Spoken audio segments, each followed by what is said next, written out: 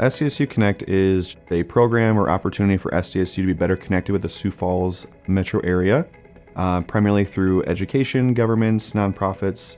It was the vision of President Dunn.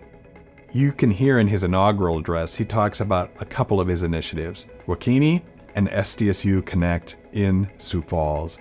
He talks about this growing, changing, dynamic population in Sioux Falls and how we have to connect with it. The mission is really to kind of adhere to SDSU's land grant history. Land grant, people often think of it being about agriculture. It is, that's a piece of it, but it's much more than that. It's extending knowledge to where the people are. Sioux Falls Metro is what's really growing in South Dakota, population-wise, bringing residents from all over the country who don't historically have the knowledge of what SDSU is all about. With that kind of growth coming to the city, 6,000 people a year, they don't necessarily know the universities. We make a difference every day by telling people what's available, and that can go from those middle schoolers, their campus visits, to teachers from Sioux Falls having in-service on our campus. And they got to go inside lab spaces, meet with professors, and just ask questions. And a lot of them left that day just with a huge gratitude of, I can't wait to maybe bring a professor down to share a lecture with me in an AP class or whatever that might be in the future. Knowing that they got to see a small glimpse of SDSU that day, that it can open up doors for years to come for student connections. Our goal is to bring every 8th grader to SDSU if we possibly can.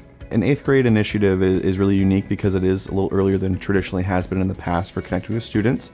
So they'll come to campus, we open the day up with a big science show. It's a really fun, engaging to really kick the day off in an exciting way. They hear from some current students on an SDSU student panel about what college is all about. And the students also spend about an hour or so that day in the academic fair.